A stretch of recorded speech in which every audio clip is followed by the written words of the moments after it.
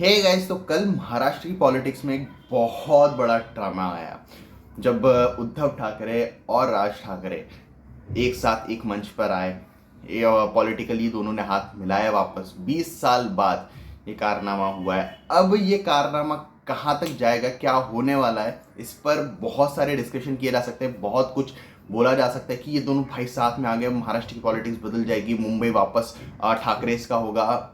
यार मैं इतने ज़्यादा बड़े सपने नहीं देख पा रहा हूँ, पता नहीं क्यों, लेकिन मुझे लगता है कि ठाकरेस का जो दबदबा है, जो ब्रांड है, वो कोई नहीं छीन सकता। मतलब लिटरली वो कोई नहीं छीन सकता। आप बाला साहब ठाकरे की बात करो, आप उद्धव ठाकरे जी की बात करो, राज ठाकरे जी की बात करो, उनके बच्चों की बात करो, जो ठाकरे ब्रांड है उस पर कभी भी कोई भी डैमेज आया ही नहीं है। डैमेज किस पे आया है? डैमेज आया है उनकी क्या बोलते हैं, राजनीति पर। उन्होंने जिस तरह की राजनीति करी, जिस तरह की स्विचेस उन्होंने करे, शायद उसके कारण उनकी वोट पुल करने की कैपेसिटी कम हुई है, लेकिन जो उनकी ब्रांड वैल्यू थी ना, वो कम कभी भी नहीं हुई है। मैं ये हमेशा से मानता हूँ। भले इस बार के चुनाव में जो भी शिवसेना उद्धव बाला साहब ठाकरे की पार्टी के साथ हुआ, या फिर जो उनके पूरे गठबंधन के साथ हुआ, स्टिल मैं बिल्कुल ये मान के चलता हूँ कि इसका असर उद्धव जी की पॉपुलैरिटी पे बिल्कुल भी नहीं पड़ा है।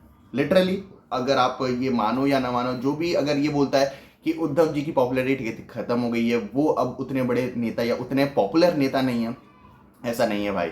वो आज भी उतने ही पॉपुलर है जितने वो 5 साल पहले थे। बस फर्क ये पड़ा है, पहले वो पॉपुलैरिटी के दम पे वोट पुल कर पा रहे थे, इस बार वो नहीं कर पाए। दोनों में डिफरेंस है। सेकेंडली, क्या राज ठाकरे और उद्धव ठाकरे के साथ आने से बहुत बड़ा ड्रामा होने वाला है महाराष्ट्र की पॉलिटिक्स में? मेरे को सिर्फ एक ड्रामा दिखता है जो सबसे ज़्यादा पुल होने वाला है, वो है मराठी अस्मिता का, मराठी मानुष की अस्मिता का, जो एक बहुत अग्रेसिव मूवमेंट रहा है शिवसेना का। बहुत ज़्यादा उस पर उन्होंने काम किया है इन द सेंस उसको हमेशा जगा के रखा है। अगर आप लोगों को पता ना हो तो जो पहली बार शिवसेना की सरकार बनी थी, उस टाइम जो दंगे वगैरह भी हुए थे, अगर आपको याद ना हो तो उन्होंने एक रेजोल्यूशन लाए थे कि वो बाहर के स्टेट्स के लोगों को नौकरियां नहीं देंगे, और उसके बाद एक बहुत बड़ा दंगा फसाद चालू हुआ था। वो सारी चीज़ें ऑलरेडी महाराष्ट्र एक्सपीरियंस कर चुका है।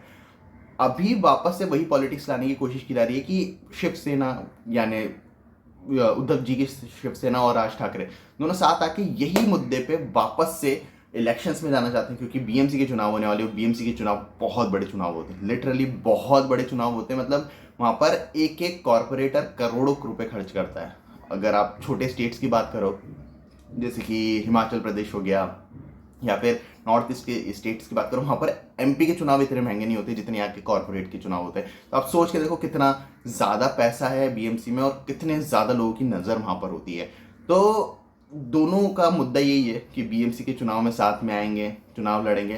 क्या इससे उनको फ़ायदा होने वाला है? मुझे लगता है कि मुंबई जो सर्किट है, वहाँ पर ऑलरेडी ये जो ठाकरे ब्रांड है वो इतना ज़्यादा स्ट्रांग है कि वो अच्छा खासा जो है सीट्स पुल करने में कामयाब रहने वाला है। डेफिनेटली इस बार बीजेपी का दबदबा मुझे अभी ज़्यादा दिख रहा है। मुझे लगता है कि बीजेपी सिंगल मेजॉरिटी में आने वाली है इस बार बीएमसी में, और अगर नहीं भी आती तो वो 100+ सीट तो लाएंगे ही लाएंगे। ऐसा मुझे लगता है कि वो 100 सीट तो ला ही रहे हैं। जहाँ तक बात है उद्धव जी की, तो वो मुझे फिलहाल जो नंबर दिख रहा है वो 50-60 के आसपास का दिख रहा है कि अगर वो उन्होंने अच्छा परफॉर्म कर गए वो कहीं, तो इतना ले आएंगे। एक नाथ शिंदे का जो दबदबा है उनके बेल्ट में, अगर आप थाने के पास वाला जो मुलुंड या पूरा वो एरिया देखोगे, तो जो दबदबा उनका है वहाँ पर डेफिनेटली वो इम्पैक्ट डालेंगे। और मुझे ऐसा लगता है कि उनकी भी ठीक ठाक सीटें आएंगी, लेकिन उनकी वो बिल्कुल आप वन साइडेड सीटें नहीं सोच पाओगे। उनकी ठीक ठाक सीटें आने वाली, ये मुझे लगता है।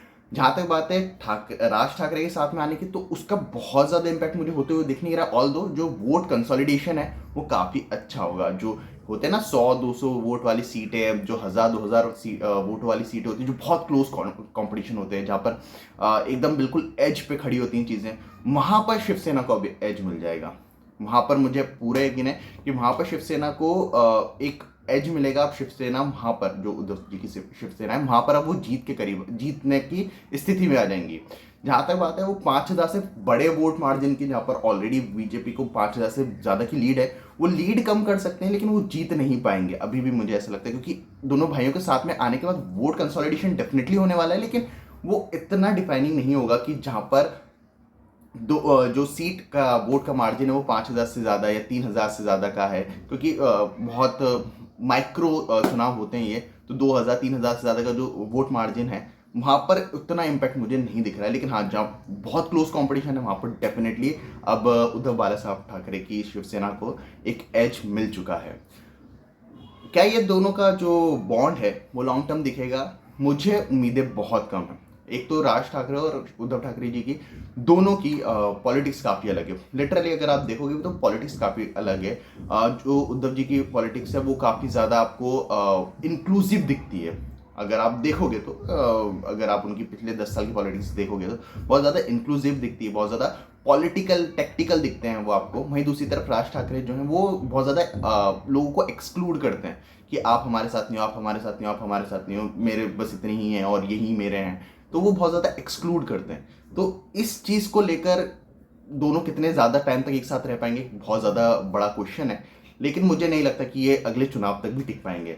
अगर टिकते हैं तो बहुत अच्छी बात है, बहुत बड़ी चीज़ होगी। अगर अगले चुनाव तक टिक जाते हैं तो डेफिनेटली मुंबई में जो इनका दबदबा है उसको बहुत ज़्यादा बूस्ट मिलने वाला है। बीएमसी के चुनाव फिलहाल तो मुझे 60-40 दिख रहे हैं। मतलब 60-40 यानी बीजेपी या फिर उनके महायुक्ति को आप 60 बोल रहा हूँ मैं, और 40 इंडिया अलायंस या फिर महाविकास अघाड़ी को बोल रहा हूँ मैं। तो मुझे 60-40 चुनाव दिख रहा है फिलहाल तो। अभी राज ठाकरे की एंट्री के बाद क्या बदलेगा, मुझे उम्मीदें बहुत कम लग रही है। लेकिन हाँ, डेफिनेटली ये क्लोज जरूर आएगा। अब देखते हैं कि क्या होने वाला है बीएमसी का रिजल्ट। अब जब चुनाव होंगे तभी हमें पता चलेगा। लेकिन जहां तक बात है, ये ड्रामा तो बड़ा है, और अगर ये चले गया राज ठाकरे वाला इक्का, तो भाई बहुत बहुत मजा आएगा। क्योंकि उसके बाद राज ठाकरे की जो पॉलिटिक्स है वो शिवसेना के काडर को काफी ज्यादा सूट करती है। तो शिवसेना के काडर को अगर वो पॉलिटिक्स सूट करी, जो विधायक मंत्री एमपी जो सब छूट के गए थे एक नाथ शिंदे जी के साथ, वो जो उनका काडर उनके खिलाफ खड़ा होने लगेगा बिकॉज ऑफ राज ठाकरे, क्योंकि जैसा मैंने कहा कि उनका काडर को वो पॉलिटिक्स सूट करते, तो काफ़ी ज़्यादा इंटरेस्टिंग हो जाएगा नेक्स्ट इलेक्शन तक अगर ये साथ में रह गए तो।